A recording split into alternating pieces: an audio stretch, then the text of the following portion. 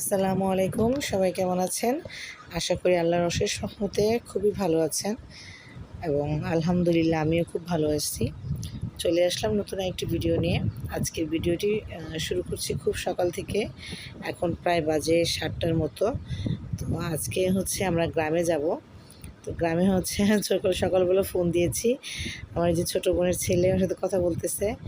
আর হচ্ছে আমার জিজ্ঞেস করতেছে যে আমরা আজকে গ্রামে যাবো কিনা। তো সকালবেলা ঘুম থেকে উঠে একটা প্ল্যান করলাম যে আজকে একটু সবাইকে সারপ্রাইজ দিব। আমরা বলবো না যে আজকে আমরা সবাই গ্রামে যাব।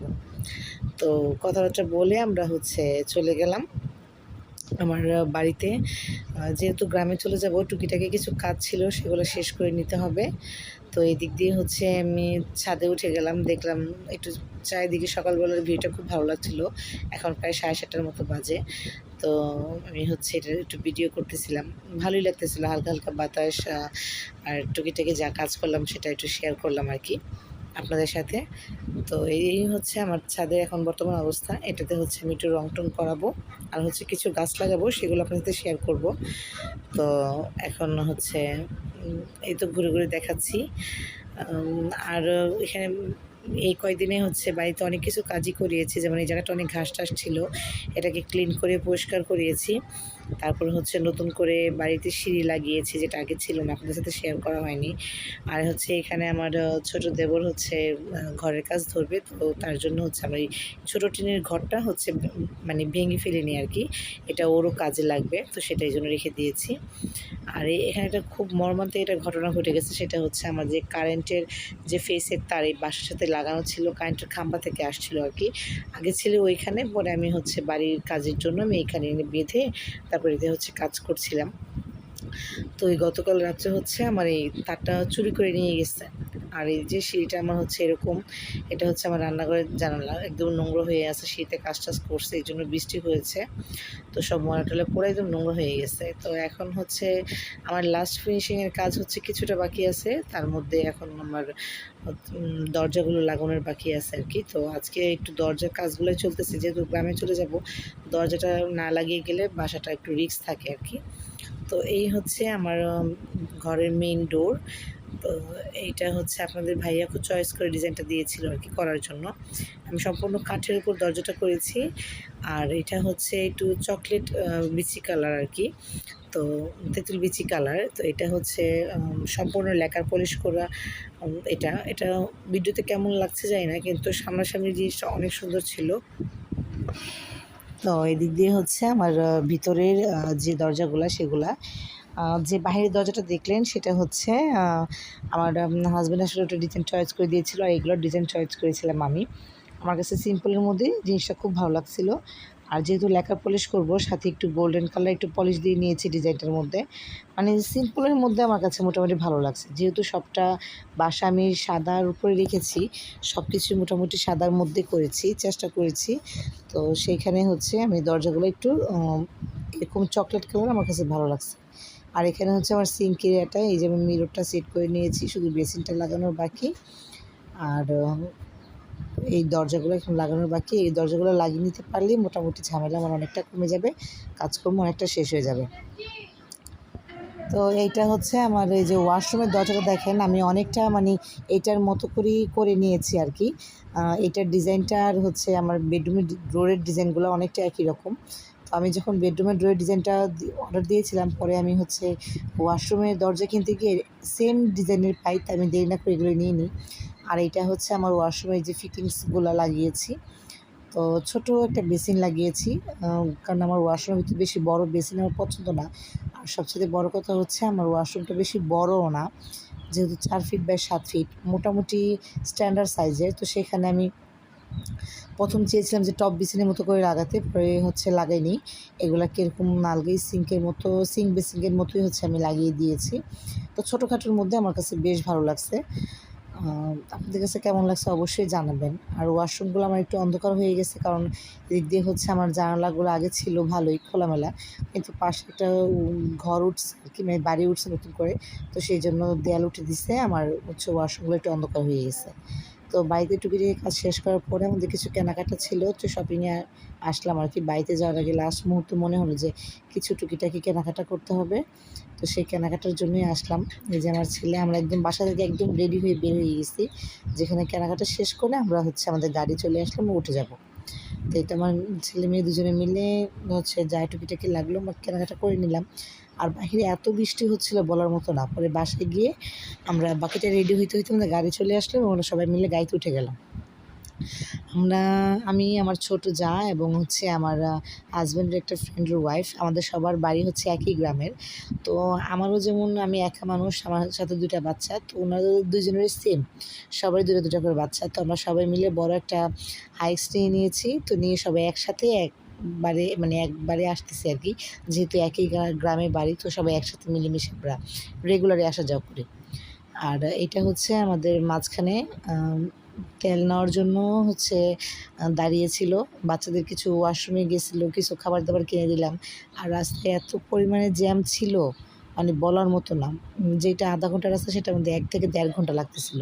তো খুব টায়ার্ড লাগতেছিল, এই জন্য একটু গাড়ি থেকে নেমে সবাই একটু ফ্রেশ এয়ার নিয়ে নিলাম এবং ঘোরাফেরা করে মনটাকে একটু ফ্রেশ করে আবার গাড়িতে উঠে গেলাম। তো আপনাদের সাথে এর আগে অনেকবার শেয়ার করেছি আমার গ্রামে যাওয়ার ভিউটা। আমার কাছে আসলে গ্রামে যাওয়ার ভিউটা আমার খুব ভালো লাগে।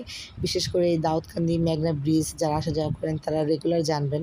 যেহেতু আমার বাড়ি কুমিল্লাতে, তো বেশি সময় লাগে না, 3 থেকে 3.5 ঘন্টা সময় লাগে। কিন্তু এই ব্রিজগুলো আমার কাছে খুবই ভালো লাগে, নদীগুলো পার হতে। তারপর রাস্তা একটু যেই টুকটাক ভিউগুলো থাকে, বিশেষ করে যেই রাস্তাগুলো আমার কাছে অনেক ভালো লাগে। আর যাই তো আমরা বছরে 1 থেকে 2 বার, তো এই রাস্তাগুলো আমাদের কাছে দেখতে সময়টা পার হয়ে যায়। আর ন্যাচারাল প্রকৃতি দেখতে আমার খুব ভালো লাগে। তো এই এখানে আমরা মোটামুটি প্রায় বাড়ির কাছে চলে আসছি। আর এই যে বাচ্চারা কী করতেছে এখানে, বললাম যে আমার হাজব্যান্ডের ফ্রেন্ডের ওয়াইফ, তো উনিও আমাদের সাথে, আমাদের একই গ্রাম। আমরা ঢাকাতেও আমরা একই সাথে থাকি, পাশাপাশি বাড়িতে। তো ওনার ছোট একটা ছেলে ছিল, বয়স মাত্র 6 মাস। গাড়িতে এত পরিমাণ কান্নাকাটি শুরু করে দিয়েছে, ওর জন্য থাকা মুশকিল। তো ভাই বলতেছে যে আমি নিচে নেমে একটু হাঁটতে হবে নিয়ে। পরে আমরা গাড়ি থামিয়ে একটু নিচে হাঁটাচলা করতেছিল উনি। বাচ্চাটাও একদম নিচে নামার পর একদম চুপ হয়ে গেছে, ওর খুব ভালো লাগতেছে। গাড়িতে থাকতে থাকতে ও একদম প্রায় খুব টায়ার্ড হয়ে গেছে।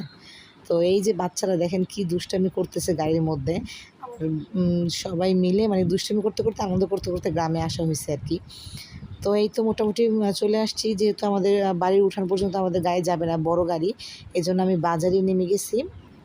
এইখান থেকে অটো করে আমি এখন আমাদের বাড়িতে চলে যাচ্ছি আর কি। এখান থেকে আমাদের 10 মিনিটের রাস্তাও না, 5 মিনিটের রাস্তা, 20 টাকা গাড়ি ভাড়া লাগে। তো এখন একটা অটো নিয়ে নিলাম। আর যিনি অটো চালাচ্ছে তিনিও আমার হাজব্যান্ডের কাজিন হয়, আমাদের একই গ্রামের। তো সে দেখে বলতেছে, ভাবি চলেন আপনাকে নিয়ে আমার বাসায় দিয়ে আসি। আমি আসলে প্রথম আমার বাবার বাড়িতেও আসতেছি। তো আমার মাকে তো অবশ্যই সারপ্রাইজ দিব, বলি নাই যে আমরা আজকে আসতেছি। আমার মা জানে এবং ছোটো বোন জানে, সবাই জানে আমরা কালকে আসবো। হ্যাঁ, কিন্তু ভাবতেছি যে আমরা হাসতেছি মনে মনে যে আমরা এখন কি পৌঁছে যাব। এইটা আমাদের বাড়ির মসজিদ। এখানে আমার জ্যাঠা নামাজ পড়ায়, আমার জ্যাঠা একজন ইমাম সাহেব। তো এইখান থেকে মোটামুটি আমাদের আমাদের বাড়ির এরিয়া শুরু আর কি। তো মনে মনে অনেক কিছু ভাবতেছিলাম, প্ল্যানিং করতেছিলাম। আর ওইদিকে আমার ছোট জা আমার শ্বশুরবাড়িতে চলে গেছে। আমাদের একসাথেই বাড়ি আর কি, পাশাপাশি গ্রাম। আর এইটা আমার বাবার বাড়ির যে মাদ্রাসা হয়, সেটা মাদ্রাসা আমাদের। এটা আমার বাবার বাড়ির রাস্তা আর কি। এখান থেকে আমাদের রাস্তা শুরু হয়। এখানে আশেপাশে যত ঘর বাড়ি যা আছে সবাই আমরা এক কি বলে আমাদের এক গোষ্ঠী বলে আর কি, আমাদের পরিবারের এরকম আর কি, এক পরিবারের সবাই। তো বাড়ি করতে করতে যার যার জায়গা অনুযায়ী বাড়ি করতে করতে জায়গা ছেড়ে ছেড়ে তো এরকম দূরে চলে আসা হয়েছে, কিন্তু সবাই আমরা একই পরিবারের। তো এই যে উঠানে এসে নেমে পড়লাম, এটা আমার বড় জেঠার ছোট ছেলের বিল্ডিং। তো এখানে নেমে গেলাম। এখন এখান থেকে ব্যাগটা মাথায় করে নিয়ে আমাকে ভাই দিয়ে আসতেছে ঘরে। তো এখন আমি তো খুব এক্সাইটেড যে গিয়ে একটা সারপ্রাইজ দিব, কিন্তু কি একটা দুর্ঘটনা ঘটছে আমার সাথে, সেটা মনে করলে এখন আমার নিজেরই হাসি পাচ্ছে। কি এই যে আমরা যাচ্ছি, যাওয়ার পরে এই যে এখানে আমি ঠাস করে উঠানের মধ্যে পা পিছলে পড়ে গেছি। বৃষ্টি তো ছিল সারাদিন, আর আকাশটা এত অন্ধকার ছিল বলার মতো না। চাচ্ছিলাম যে একটু মার রিয়েকশনটা ভিডিও করবো, কিন্তু সেখানে আমি পা পিছিল খেয়ে এমনভাবে পড়ে গেছি যে নিজেরই এখন হাসি পাচ্ছে।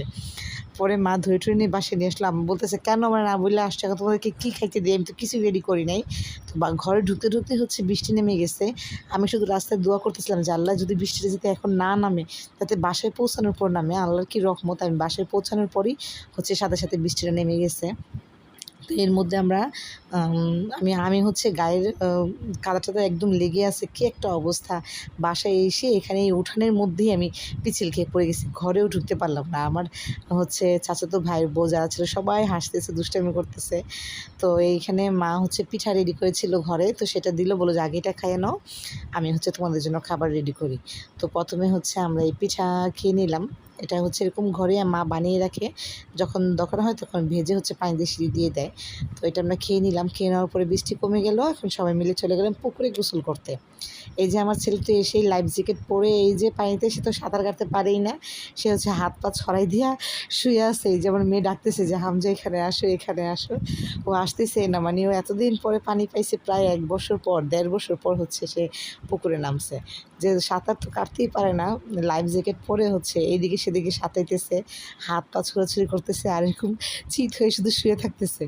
এই যে মাশাআল্লাহ ছোটো ছোটো বাচ্চাগুলো কী সুন্দর করে সাঁতার কাটতে পারে। যে মেয়েটা ছোটো বাচ্চাটা, এটা কিন্তু প্রায় 3-3.5 বছর বয়স, এটাই অনেক সুন্দর করে হচ্ছে সাঁতার কাটতে পারতেছে। কিন্তু আমার ছেলে এখন ট্রাই করতেছে, আর আমার মেয়েও মোটামুটি পারে।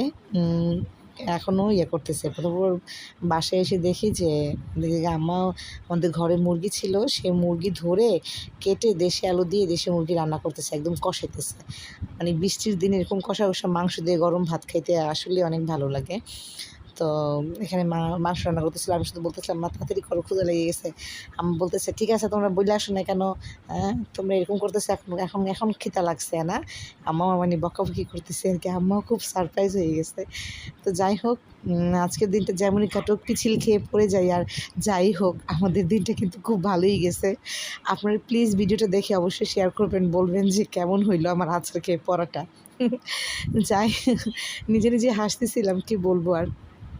এদিকে মোটামুটি রান্না প্রায় সবটাই কমপ্লিট হয়ে গেছে। মা হচ্ছে ভাত পোলাও রান্না করছে, আর হচ্ছে এই দেশি মুরগি দিয়ে দেশি আলু দিয়ে রান্না করছে। এখন হচ্ছে খাবো। এটা অনেক বড় মুরগি ছিল, আমাদের ঘরের মুরগি।